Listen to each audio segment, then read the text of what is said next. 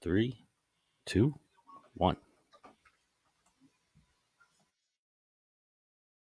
Sadness, shock, confusion, and frustration are the range of emotions that many of us are feeling after hearing of the terrible shooting in Nashville, Tennessee, at a Christian middle school. The murdered innocent were two girls and one boy, all only 9 years old, along with three adults, a custodian, a teacher, and a principal. The shooter was a 28-year-old trans identifying biological female. Of course, today, media pundits, politicians, and citizens are asking why. What's happening to our young people? What's happening to our society? Why did she do it? I'm about to get real with you guys. Will we ever get to the bottom of these tragedies in a world that tells us wrong is right and right is wrong? A world that was preoccupied with misgendering this nut. A world that where there is no objective truth, that advocates for the sexualization of our babies, that is redefining something different every other day, that is normalizing, legitimizing, and encouraging mental illness under the guise of inclusion. Isaiah 5, verse 20 says, "Woe to those who call evil good and good evil, who put darkness for light and light for darkness, who put bitter for sweet and sweet for bitter." This matters. People better wake up. We are being told by the same people that can't and won't define a woman that this is a gun problem and the guns need to be removed. Another lie. It's so much deeper. John 8:44, "You are of your father the devil, and your will is to do your father's desires." He was a murderer from the beginning and does not stand in the truth because there is no truth in him. When he lies, he speaks out of his own character, for he is a liar and the father of lies. We have a soul problem and a truth problem in America. Today, I, along with my panel, we are strong, intelligent, light-filled women who will speak with clarity, certainty, and firmness on these issues regarding our youth. Let me tell you, we are not afraid to prick or pierce this conscience, the conscience. We understand that the truth must be ascertained in order to find solutions. Truth about the specific design and definition of a man and a woman. Truth about how fentanyl is getting into our country and reversing decades-long trends of declining mortality among the youth.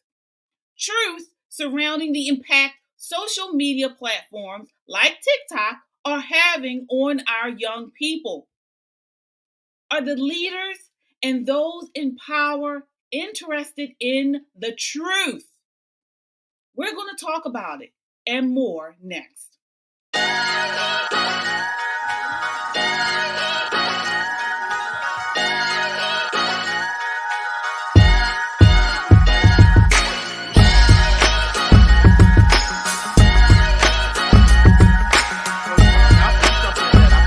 Enemy territory here.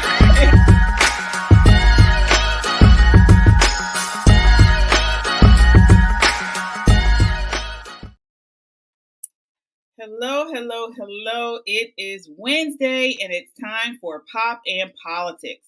We are talking about the latest in hot topics, news, and entertainment. I'm KJ, and tonight, it's the two of us tonight. I have my co-host here, Shelly E. How are you doing tonight, Shelly? I'm doing. Yeah, I definitely understand that. It's been kind of a rough week, and we're going to get into all of that. It's also the last Wednesday of the month. So tonight we do have Tyrone Keys of Soldiers of Finance joining us. in a bit. So he'll be up after this first segment. As I always say, join the conversation by leaving a comment on Facebook, YouTube, or Twitter. We will check the comments periodically throughout the show. And don't just comment, subscribe. Subscribe to our social media so you always know when we post new content. Also, if you like independent media and want to support what we do, donate. We have a link there where you can do that. Any amount is appreciated. You can also check us out on our website at www.popandpoliticslive.com for up-to-date information. We are a necessary voice in news and entertainment. All right, Shelley, so it's time to set it off. So, as I mentioned at the top of the show, we are going to start off tonight with the terrible shooting in Nashville, Tennessee. So I already kind of talked about it. This happened at a Christian middle school.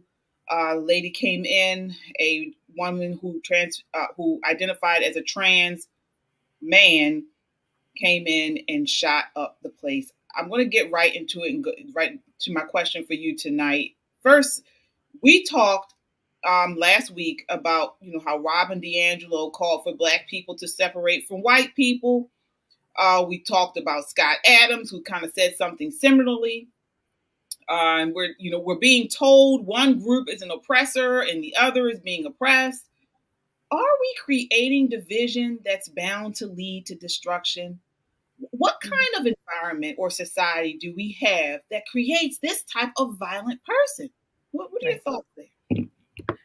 I think we have a pagan society right now, a largely pagan society. And I want to go back a little bit further. I think it was last month at the Oscars or the Academy Awards or whatever, when Gabrielle Union stood with her husband and made this outrageous claim that trans people were being hunted down all over the country every day. And if I recall correctly on this show, we said that she was a liar. That was a lie, because there were no trans people being hunted down like she said every day. In fact, it was the opposite. Not so much of a trans person, but I call them pieces of shit. When people murder innocent people, particularly children and even the elderly, but when you murder someone for no reason, you are a piece of shit. I try my best not to use their names. I don't care that this person, this piece of shit, called herself a man or a woman. She was a biological woman, but she was a piece of shit because she slaughtered those people in a Christian school, no less, in their school, the 9-year-olds, 8-year-olds, and the people trying to protect them. She's a piece of shit. I don't care what she calls herself. I'm glad she was taken out on the spot. I'm glad she was shot on the spot. I'm so glad that she didn't do more damage. My heart aches for the damage that she did. Yeah. We both are mothers. Both, I have a boy, you have a girl, and all I can think about is when my son was 9 years old, or 10 or 8 years old, and it's just innocence. Right. And for someone to do that, and we have now the media who are trying to explain it away. They're saying, but this is happened, so this caused this. We had NBC contributor Benjamin Ryan tweeted, NBC has ID'd the Nashville school shooter. Nashville is home to the Daily Wire, a hub of anti-trans activity by Matt Walsh, Ben Shapiro, Michael Knowles.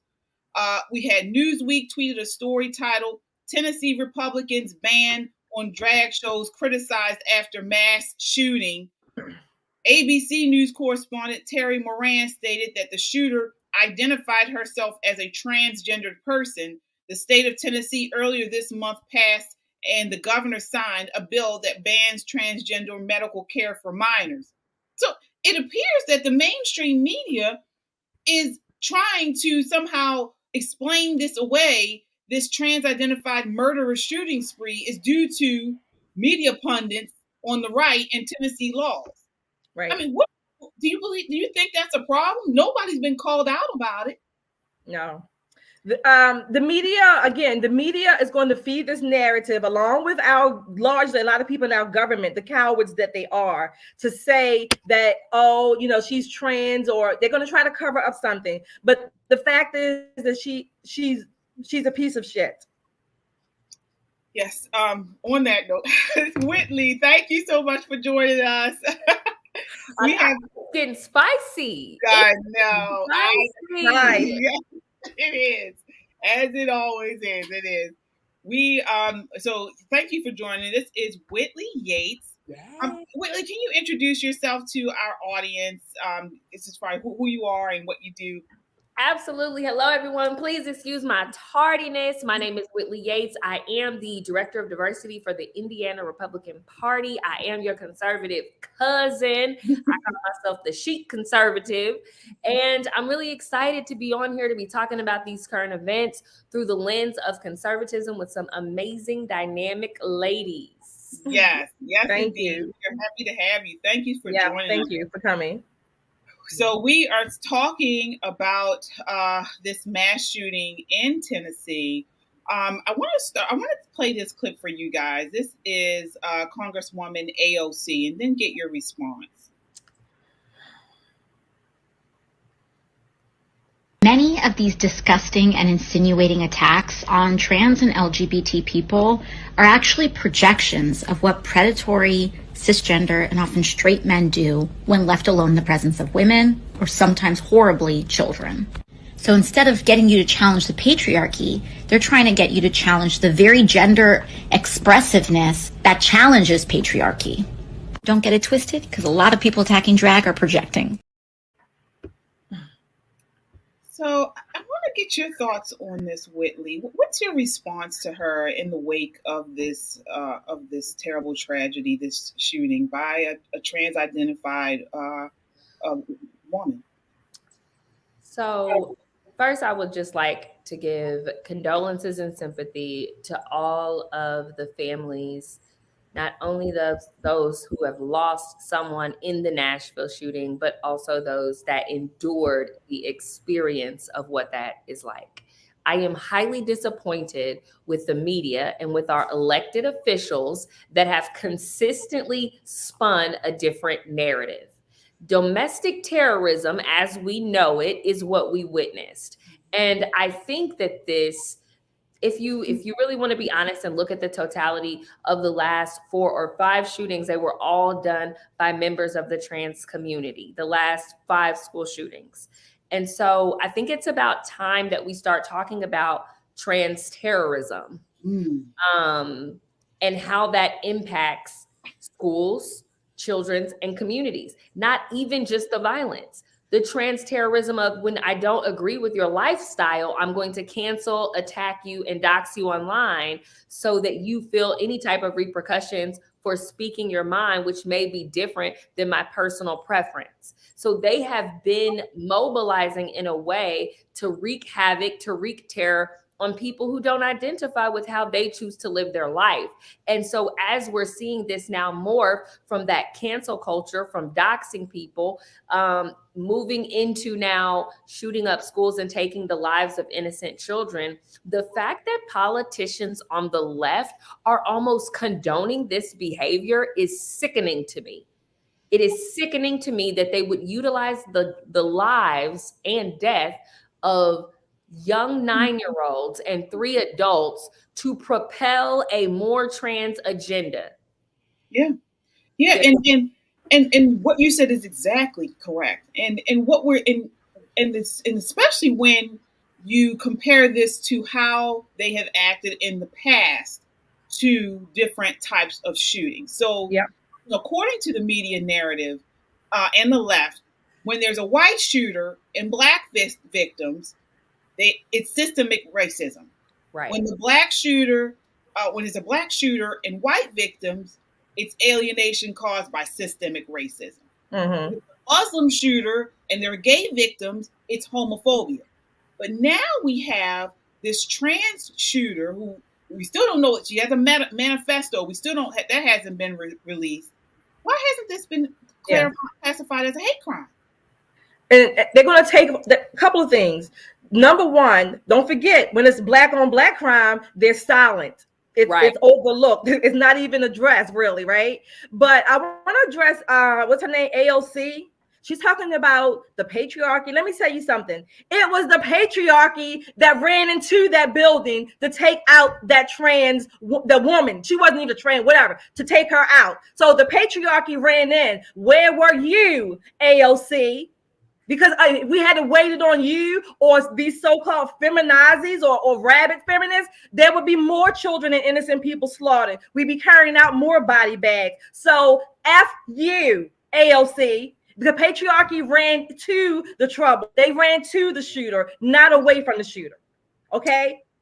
Yeah, absolutely. Again, we have these leftist elites who throw out all of this jargon, cisgender, patriarchy, and all of this stuff. And bottom line is men were needed and they showed up.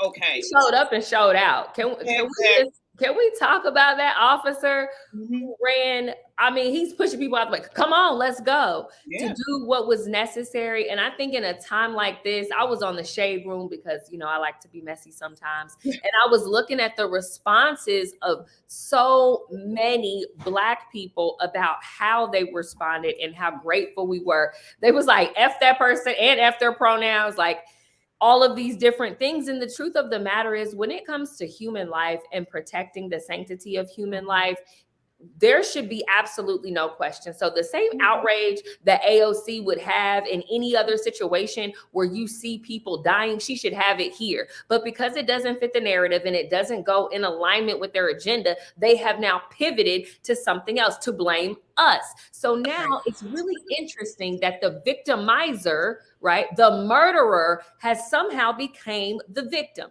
So she's not talking about the lives of the 6 people who were killed. She's not talking about them. Now she has spun a completely different narrative to basically create a victim out of the victimizer, out of the murderer.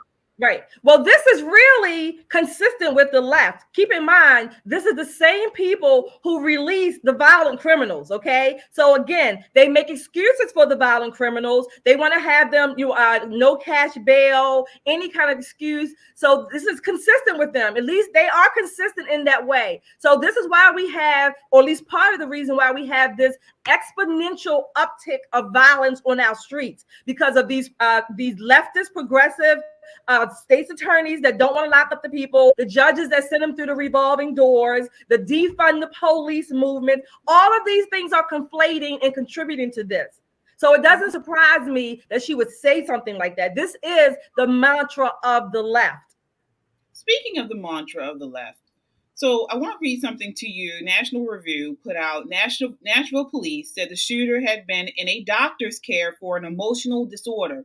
Both federal and Tennessee state law ban the sale of firearms to anyone who has been adjudicated to be a threat to themselves or others.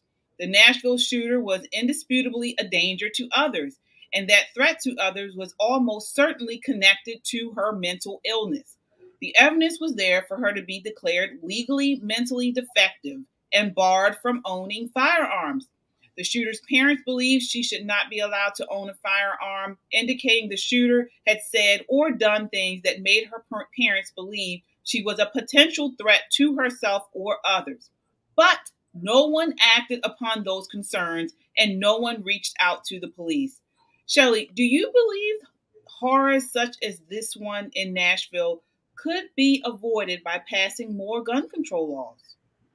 Not by gun control laws, but how about more laws or more effective, if you want to call it regulation, where we are regulating those who are certifiably mentally ill? And see, this is part of the confusion, because we refuse to call this trans ideology agenda a mental illness. These people are allowed to walk freely, and because they are seen as victims and the rest of us are oppressors of them, then they are allowed to walk carte blanche and do what the hell they want. In this case, they have murdered people. Yeah, I want to play this tape. This is from The View, a clip from The View, and them talking about conservatives. Take a look at this. We know what that feels like. We know what that's done for our lives. We're not going back. I don't care what the laws are. We're not going back. I think the women will rise up. That's the activist. That's Jane speaking, and she probably will get a Nobel Prize. But it's the truth. Very soon. It is the truth. We're not going to do it. Besides marching and protesting, what else do you suggest? Well, it doesn't happen overnight. It's not a miraculous.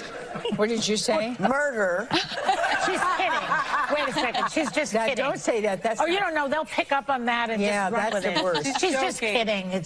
Well, let me talk to you about. Let's move on and talk about Jane's activism. Now that was about. They were talking about abortion activists. I'm sorry, pro-life activists. But no condemnation. They're laughing. She literally just said, in this climate that we are in, now this was before this mass shooting occurred in Nashville, she is advocating for murder, and she was not smiling when they tried to give her an out. Joy did, and she didn't take it. I want to get you guys' thoughts on that. I'll start with you, Whitley.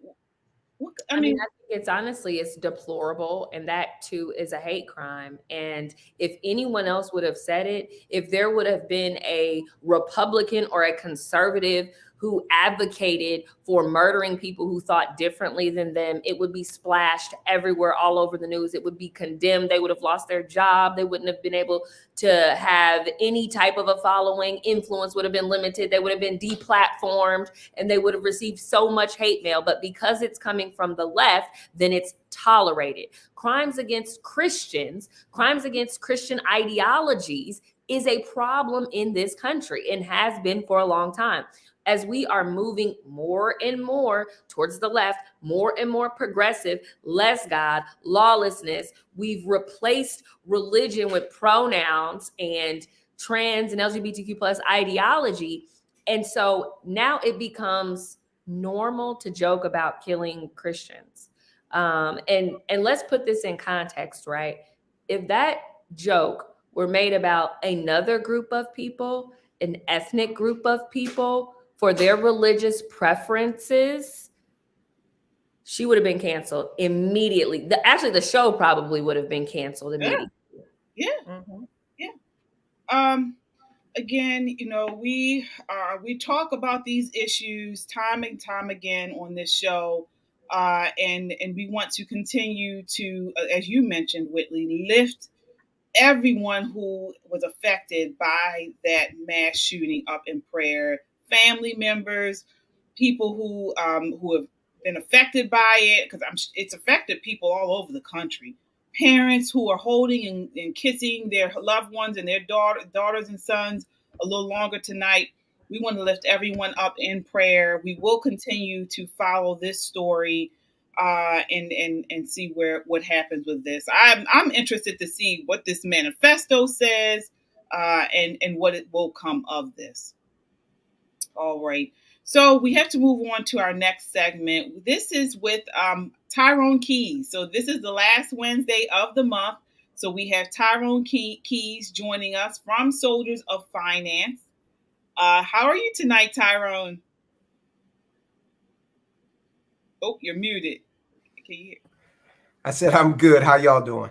Oh, we are doing well. We're doing well. Good. Blessed and happy and thankful to be here. So yes, indeed. So again, thank you so much for joining us. Again, for those of you guys watching for the first time, Tyrone comes on to talk about political, economic, financial issues. He's a wealth of knowledge. You can find him on YouTube at Soldiers of Finance. Anything else you'd like to share on where people can find you? Anything you have going on right now, Tyrone? Yeah, our YouTube page, Soldiers of Finance, is a primary way to just begin the dialogue with us. Also, mcenow.com. That's our website. So anytime we put information out, if you want more, just drop us a line at mcenow.com. It'll show you how to contact us. Excellent. We're going to jump right into it. I want to talk tonight about something you actually put out on your platform. You talked about a global realignment. So you basically said that you see a global realignment that you see occurring, enabled by President Biden's backward foreign policy and accelerated by China. So what caused this to happen when Biden took office? Okay, and let me just briefly, for the benefit of the viewers, Sure. my background is I used to be a lobbyist for Verizon. I worked all over the world, France, Mexico, London, most of the states, and with the federal government here in America. And I'm a big student of history. What we're seeing is, as you mentioned, KJ, a realignment both economically and politically around the world. When Joe Biden came into office, love him or hate him, listen, this guy has had 50 years in public service. He's like a 50-year welfare recipient, pretty much. Robert Gates, the former defense secretary, head of the CIA, he's held many positions in government, in his book said that Joe Biden had been wrong about every major foreign policy decision for his entire career. This book was published before Biden got the presidency. Barack Obama is reputed to have said, never underestimate Joe's ability to FS up. Okay. And this was this man's boss, basically. So he should know. There was a vacuum created when Joe Biden took office, and vacuums are filled. This vacuum of leadership that the United States typically has occupied since the early 20th century, is now being filled by primarily China. Joe Biden's very presidency has accelerated China's rise by about a decade at least. Okay. You see them doing things like just here recently, they have brought Iran and Saudi Arabia together in terms of economic cooperation. Okay. I always say that the United States, well, the business of China is business. The business of the United States is war and poisonous culture. That's what we export to the world primarily now.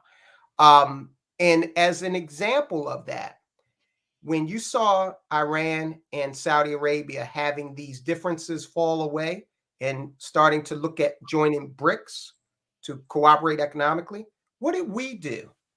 Instead of trying to sweeten the pot economically and do things diplomatically, we took the USS West Virginia, a ballistic nuclear submarine, and we had it surface in the Arabian Sea. Everyone knows we're not going to nuke the Middle East, but that's what we genuflect to repeatedly, is this war mentality. And it's worn thin. The rest of the world says we want to move forward economically. All right. And ladies, feel free if you have any questions regarding this idea of, and this, as you mentioned, Tyrone, the American century being no longer here. This is the end of an American century as we know it. Yeah. One other thing I want to add very quickly is we have a $31 trillion national debt. Now, your share, ladies, as taxpayers, is about $240,000. That debt, according to the Congressional Budget Office, will balloon to $50 trillion by 2032. Now, 1 trillion seconds ago was 31,000 years ago. Okay, so to absorb the magnitude of this debt. This is why we will see by the mid-2030s, the dollar will fall below 50% of the reserve currencies held in reserve by other nations. We're going to see a multipolar world in terms of currencies. There's going to be at least 2 other currencies. One will be the euro, and whatever the BRICS decides to do, especially if it's backed by commodities like oil and gold.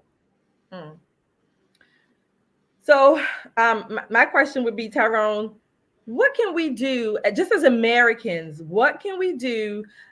I don't even know if we can slow the train. Maybe we need Superman to come and just stop it. Well, what we can do as individuals is, first we have to realize that having the world's reserve currency is a temporary thing. It has always been. Okay. The nation that had the world's reserve currency immediately before us was the UK with the pound sterling. And I mean, it's not going to be a light switch. Our society will not end. It will evolve. Americans are going to have to learn a lot more about exchange rates of currencies. And I encourage people to take a look at those assets that are tangible. Okay. I'm not saying, go out and fill your whole portfolio with one asset, but take land, for example, real estate. I'm a big advocate for that. We live out here and we grow our, some of our own food we grow. We have relationships with farms in the area. Okay. Get some real estate because it's not only is it tangible, you can do other things with it, like grow, rent it out, get an income, do cooperative things with it, with your family. Perfect example of that is my family is building a family piece of acreage in another state. Gold and silver are alternatives as well. The gold and silver are real money. The dollar is a fiat currency. And since 1971, it's just basically been backed by the IRS's ability to kick your door in and tax you. Nixon took us off the gold standard. So I would encourage people to really look at tangible assets and lower their debt, okay, to the extent possible, to the greatest extent possible. And then finally, the big thing that you have to do is you got to look at assets that will shelter your future earnings from taxation.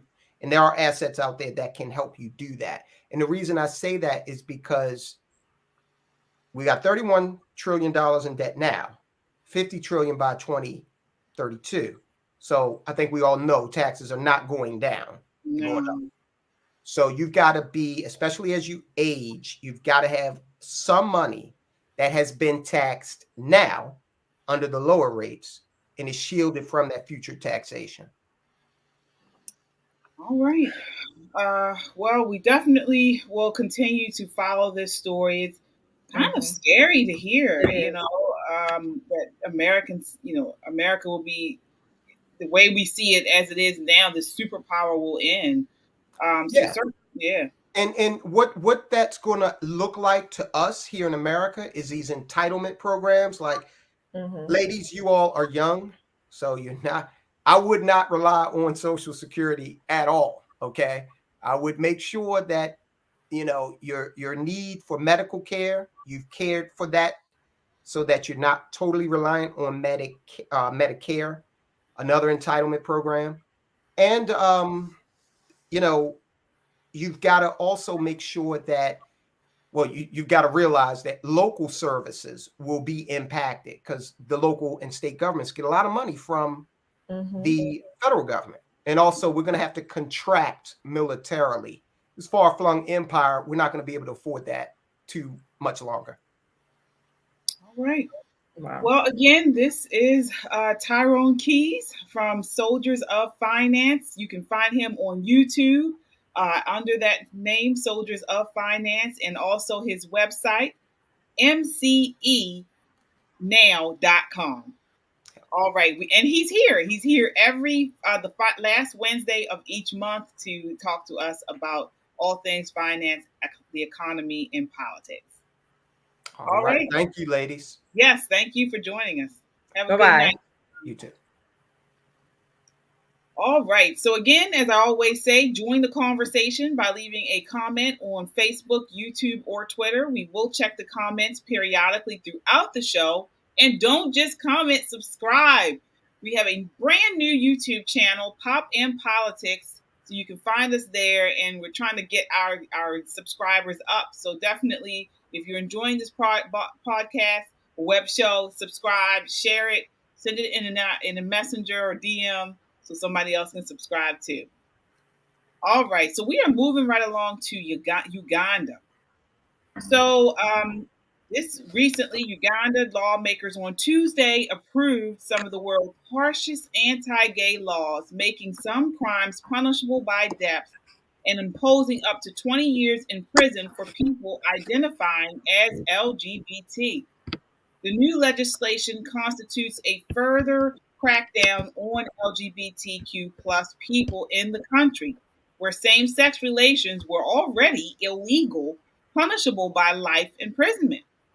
Of course, the United States had something to say. Our White House correspondent, Corinne Jean Pierre, she is actually the nation's first openly LGBTQ plus press secretary, said the law would, and I quote, jeopardize progress in the fight against HIV/AIDS, deter tourism and investment in Uganda, and the damage Uganda's international reputation.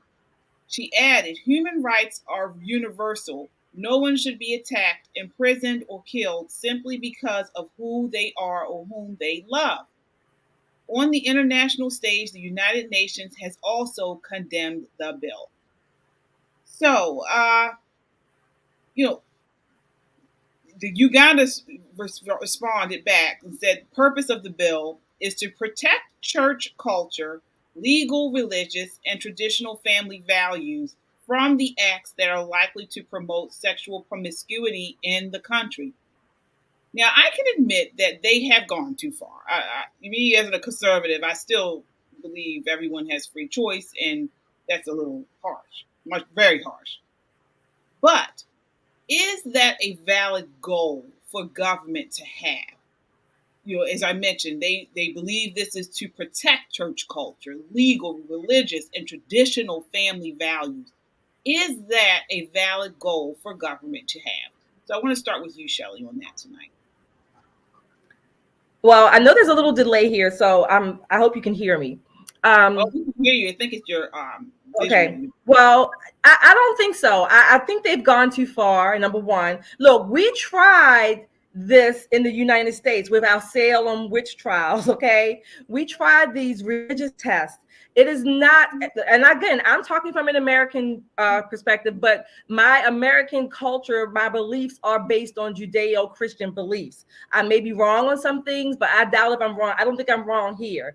We cannot jail people because they are consenting adults in the privacy of their homes. If these in Uganda, if these homosexuals, or I don't know if they said trans or whatever, if they are molesting children, or if they are accosting people without their consent, that's one thing.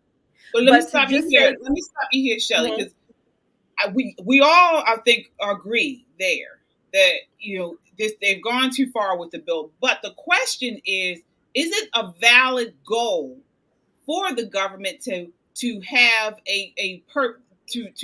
create policy laws for the specific purpose of protecting traditional values? That's the question here. Yeah, it depends on what the values are. Yes, a government can do that, but that does not mean that they can't go too far. Mm-hmm. So we have Judeo-Christian values here. Well, we used to, and conservatives by and large are trying to maintain and conserve the good things about those values. So yes, a government can do that. A government needs to, when it's doing good things, the right thing to protect its country, its citizens, and the values, again, life, liberty, and the pursuit of happiness, to put it succinctly, then yes, our policies should revolve and largely reflect that. However, that does not mean that we cannot go too far. Okay. Yeah, I see what you're saying there. So I'm going to chime in, and I'm going to say this. I believe that cultures have a right to denote how their society functions. No one said Saudi Arabia went too far, and they have some of the exact same or even harsher penalties. And a lot of other Muslim countries also have harsh penalties and laws regarding these types of things. And no one said that they went too far. And I find that very interesting that when an African nation institutes some of the same laws that some of these other countries have instituted, it is now lambasted, and it's a problem. Because the truth is that these countries want to protect the values in which they share as a society. And so because it's not our society, we aren't really in a position to weigh in. We can choose to go. I think I disagree with that. And historically in America, there have been people and groups of people who have I'm going to use your word, lambasted Saudi Arabia, which I've actually been to Saudi Arabia, who have lambasted Saudi Arabia and some of the Iranians, the Iran culture, and some other Middle Eastern cultures. Some of us have talked about, and I'm not talking about just me, we have talked about and lambasted their culture, particularly for how they treat what they would call the, I don't know, imbeciles, the gay people, whatever. Literally in Iran and some Middle Eastern cultures, being gay is a death penalty. Okay, they still stone people for adultery. All right. So even though adultery goes against the Judeo-Christian value system here, we do not condone that. So we would not condone that, stoning people to death. So we have, some of us in American society have called those countries out. However, we still do have relationships with them to some degree. We have to. We can't pull away totally. And I still think Uganda is wrong. I don't care what color of the people are there. But let me jump in there.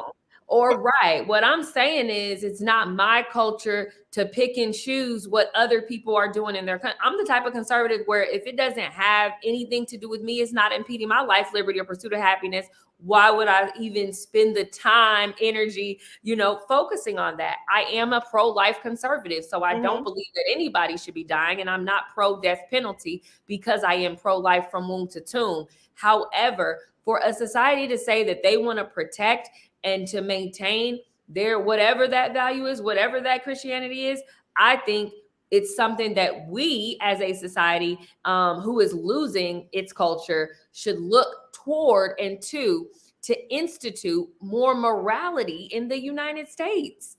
Yeah, we used to. Okay, I'm sorry, KJ. Okay, I'm gonna jump in really quickly because isn't this idea of Corinne Jean-Pierre and what you even said, Shelley, talking about this other country, isn't it hypocritical? Because in the past they've called this type of action colonialism. The White House saying Uganda should conform to the American value system. What happened to all the diversity and respect everyone for their differences and things like that we've seen in the past then push? But now, because they want to cultivate and create and keep traditional values, it's an issue. Right. Is spreading democracy around the world? Does that mean spreading LGBT when it goes in direct contrast with most of the other world? It's not just the Muslim world, but you also have many countries within Africa, across the globe, that do not subscribe to our idea of sexuality. Right. I hear you. And what Corinne Jean-Pierre said on her case, it is hypocritical. That doesn't mean it's hypocritical because she's on the left. But if you just take her statement at face value, it makes sense. What I think Uganda is doing or instituting is inhumane. In my estimation, is inhumane. So to say that people, again, be murdered or killed, whatever they said, jail for just identifying as the other sex or homosexual, then that would be a death sentence. That's wrong. That is wrong. I don't care if it's Uganda or in any other country. Yes, it's hypocritical for Corinne Jean-Pierre, but what she said was correct. So just because I think we're consistent in a sense on the conservative side, we're saying there's a limit. There is a limit. A government can have laws and policies that protect its values, but what are those values? What values are they actually protecting? And we also, as conservatives, we also have a value of limited government, where the government, that means an acknowledgement that government can overreach. Right. We do have an idea or a value that government can overreach, but there are certain interests that the government has in protecting things like traditional values, protecting things like marriage, in my opinion. And this is in the U.S. What I am advocating for is saying she shouldn't even have commented on it from the White House stage because it has nothing to do with America. This is their way, their culture. While I don't agree with that personally, I feel like it is their right as a country to do to have their laws, their value system, their culture. I Right. feel like that. I understand that, and I think this is one of the, I don't know, the splits, if you want to call it that, if I want to call it that, in conservatism today, where America only is, or America first is really meaning America only, and it really was never that way. America first does not mean America only, as if we can isolate ourselves from the rest of the world. We can't. I don't think we can. I think we can limit some things. I don't think we can just isolate ourselves from the rest of the world. Again, that's my part of the conservative take on it. And I think that there's a balance that needs to be had. And right now, I think America's focused on globalism. And we have focused a lot of our time, energy, and attention on other people's issues and not fixing, repairing, and focusing on what's happening right here. All right. Well, speaking of what's happening right here, we're going to move right along to our next topic of the night, which is the crisis in teen overdose. So, according to the Hill news outlet, teen overdose deaths have doubled in 3 years, an alarming trend amid a historic decline in drug and alcohol use among high school students. The main reason is fentanyl. Teens consume the powerful opioid unwittingly packaged in counterfeit pills tailored to resemble less potent prescription medications. Drug traffickers lace pills with fentanyl to boost the black market high. Death rates among children rose by nearly 20% between 2019 and 2021, reversing a decades-long trend of declining mortality among the young, according to a recent paper in the Journal of the American Medical Association. Child mortality is rising at a rate not seen in at least half a century, an era that had been seeing steadily progress in preventing death from automobile accidents, firearms, and disease. The study's authors ascribe the increase to man-made pathogens, especially guns and drugs. So I want to start with you, Whitley, on this. Drug cartels push fentanyl across the border and sell their goods to drug traffickers. From there, it makes its way to our families and our friends. We've had multiple deaths here in Baltimore City. Does ending the fentanyl crisis start by securing our border? I would agree that it does. And I don't know if we can actually end it at all at this point because it has wreaked havoc on our entire country. But I think beginning to address it is having a president that values secure borders, which we don't have. It would be having a president who understands how to maneuver and finesse foreign policy, which we don't have. It would be a leadership team that values its citizens and sees fentanyl, the cartels, and drugs coming across our border as an attack on its own people and respond in such a way that they would if anyone else were to attack us, foreign or domestic. And I think the problem is we don't have that leadership from the top. And so you're going to continue to see the drug cartels moving drugs in and out. You're going to continue to see overdoses. I saw a story about a child.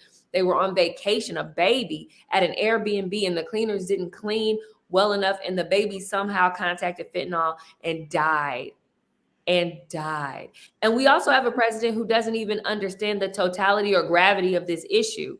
And so here we are waiting for resolve, and we don't have any leadership at the top that is cognizant or maybe even in his right mind to create policies and create action that would actually attack the problem.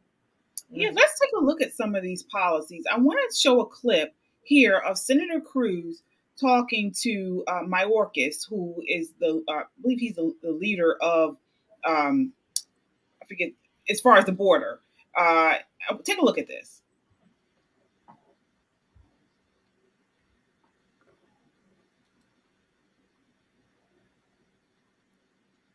Question as well. Let's move on. It's obvious you've been instructed to stonewall, so I'm not going to let you. You don't get to stonewall and filibuster. Now, one of my Democratic colleagues before said the Democrat talking point, quote, "This problem didn't start under Biden."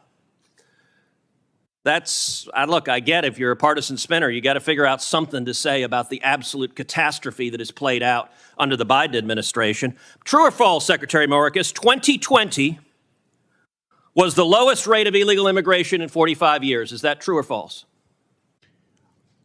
It is certainly the lowest level of immigration in many, many years. And what was it in 2020? What was it, Senator, in 2020 that impacted the entire world, including the United States? Okay, so your testimony is the reason we had the lowest rate was COVID. It had nothing to do with building the wall, nothing to do with ending catch and release, nothing to do with Remain in Mexico. With all respect, Mr. Secretary, that answer is laughable. And in fact, if you look at illegal immigration, let's look at CBP encounters. You can see 500,000, 500,000, it drops to the lowest level, and boom, what happens? You show up. And that red line is you. That red line is Joe Biden. And you're claiming nothing happened. Oh gosh, this was here before us. No, you made the decision to allow this to happen. Let me ask you, we now have over 5.5 million people who've entered this country illegally under Joe Biden. How many murderers have you released into America? Senator, I'm not aware of any murderer whom we've. So you don't know? Senator, let me say something. Do you know? If you take a look at. No, you don't get to give a speech. Do you know how many murderers you've released? I'm just trying to answer your question. How many rapists Senator. have you released? Senator, I'm trying to answer your question. You can answer, I know or I don't know. Senator, any individual who poses a public safety threat. How many child molesters have you released? And removed into the United States, from the United States. Oh, so your testimony under oath, subject to perjury, is that you have not released any murderers, rapists, or child molesters among the 5.5 million. Is that your testimony? Mr. Chairman, may I have the opportunity No, you may not. You may answer my question. You're not. Is that your testimony, yes or no? Senator, you're not allowing me to answer your question. I am allowing you to answer. I'm not allowing you to filibuster. If you take a look at the pace of immigration in 2018 to 2019. You're refusing to answer. Let's move on. Let's move on to gotaways. Wow. So I want to go to you, Shelley, because, and again, that was Homeland Security Secretary Alejandro Mayorkas at the Senate hearing being pretty destroyed by Senator Ted Cruz. When I watched that, it reminded me of our council meetings here in Baltimore City with our CEO of Baltimore City Schools. Another bureaucrat, that is not answering questions behind their abysmal numbers and record. I mean, Ted Cruz, and I watched the whole thing, that was just a clip, had specific numbers that since Mayorkas has come into office, our border has been unsecure. And what did he do? He did not answer the questions directly. What are your thoughts on that clip? I was tickled by it myself, but this is what bureaucrats do, even here locally, state, federally. And Mayorkas that red line was very, very poignant and powerful. Our borders are unsecure, but guess what, KJ? You might want to take me to task for this. I don't blame solely Mayorkas and Biden. Okay, we did have President Trump, thankfully, for those 4 years, and he tried to protect and preserve our border. But we've had decades of Republicans and Democrats who refuse to protect our border. Right? Yes, we've always had illegal immigration. Now we are seeing a total exacerbation of it. It is highly, highly and utterly destroying our cities and our states. Not just to mention the social services, but the social life of our country. So again, I'm going to blame politicians on both sides. Mayorkas is just the latest, and with Biden in charge, where we see many, many more tragic results. Yeah. I want to end on this. I know you have to head out, Whitley. But what are your thoughts on that clip that we just showed? I'm gonna be honest, I really enjoyed the clip because a lot of times I think politicians, they end up placating and performing, and they don't actually ask the questions that are necessary and needed. What I find interesting is that the director attempted to blame it on COVID, but COVID was still here in 2021. Why did that number increase in 2021? And so what we have to do, and I think that Cruz did a really good job of doing this, is we have to begin framing our messaging in ways where it's so palatable and it's so digestible that it's really hard for anyone to pivot away from it. And I think that he did a really good job of painting him in the corner and asking him those tough questions to say, well, of the 5.5 million, how many have you caught and released? How many have been rapists? How many have been murderers? Because it now brings it back to, this is not just a number. This is not just a graph. This is the American people's lives in danger from your policy and inactions. Absolutely. Absolutely. I know you have to leave us, Whitley. Thank you so much for joining us. This is Whitley. I have to come back. I promise. I enjoyed myself. Oh, good. Absolutely. And subscribe. You share this broadcast. Subscribe, as I always say. And thank you so much for joining us. This is Whitley Yates, Director of Diversity and Engagement at the Indiana State Republican Committee. Thank you so much. Bye, Whitley. Bye. All right. So we're moving right along. Again, I enjoyed the clip too. Because I thought that Cruz really took his time, as Whitley said, and really pinpointed his questions to get an actual answer, which, as we saw, Mayorkas would not answer. So moving right along to the athletes. So I want to talk about an article at the Washington Examiner that talked about that asked the question: are athletes finally starting to protest radical left-wing cultural politics? So this was written by Christopher Tremogli. He's going to come on an upcoming show. But again, he writes for the Washington Examiner. He says, after years of athletes kneeling, professional leagues relocating all-star games, and female national soccer teams whining about equity, the pendulum might be starting to swing the other way. Recently, some athletes have taken a stand against those woke dogmas and begun to fight back against radical left-wing cultural politics. Recently, MMA fighter Holly Holm made a statement against the sexualization of children.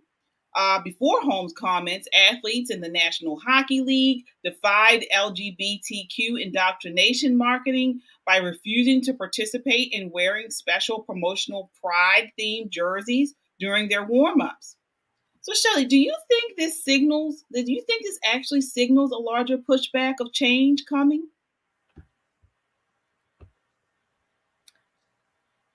So I don't know. No. And I'm not gonna say I don't know. I don't know if it's a start or if it's going to continue, right? It's certainly a good thing that it has happened at all. These athletes work hard, they are competent, of course they have the skill, and yet their skills are basically being demeaned by competing with trans athletes who are really just wiping them out. And to say that you have to wear certain clothing in order to show your support, you're not there to do that. You're there for your skills. Yeah, absolutely. And not only that, but I've always thought sporting events were a time where people of diverse backgrounds and races came together for their love of the game. But in recent years, sports, such as football, basketball, NASCAR, and others have become political and heavily pushed on the left. So the politics are all about the left leaning, and if you don't, assign to that, then they cancel you. So, I mean, what impact do you think this has had on sports in general? I think one of the impacts is that it would demoralize the players, the athletes, right? It's going to demoralize them. There was another athlete, I heard her on the radio. Her name was Riley Gaines. She's a swimmer. And she spoke, I think, a congressional hearing talking about Leah Thomas and how she and Leah, what's her real name? William? She and Leah Thomas came in with the same score, 1/10 of a second. But because of this trans agenda and the oppression and hierarchy, Leah Thomas was given the honor and the medal. A biological male allowed to swim against a biological female in a female swim meet. So this is going to be demoralizing. If I were an athlete, I would just have to take a stand and not compete against a biological male. It doesn't make sense. What's the purpose of having male and female competitions separately if you're going to say a biological man can compete and win and call it a woman's competition? Yeah. I mean, we've definitely seen, that happening within multiple sports, biological males competing. I think it's actually running a little deeper than that, though. I think that a lot of athletes are getting tired of, having politics enter into the games that they love.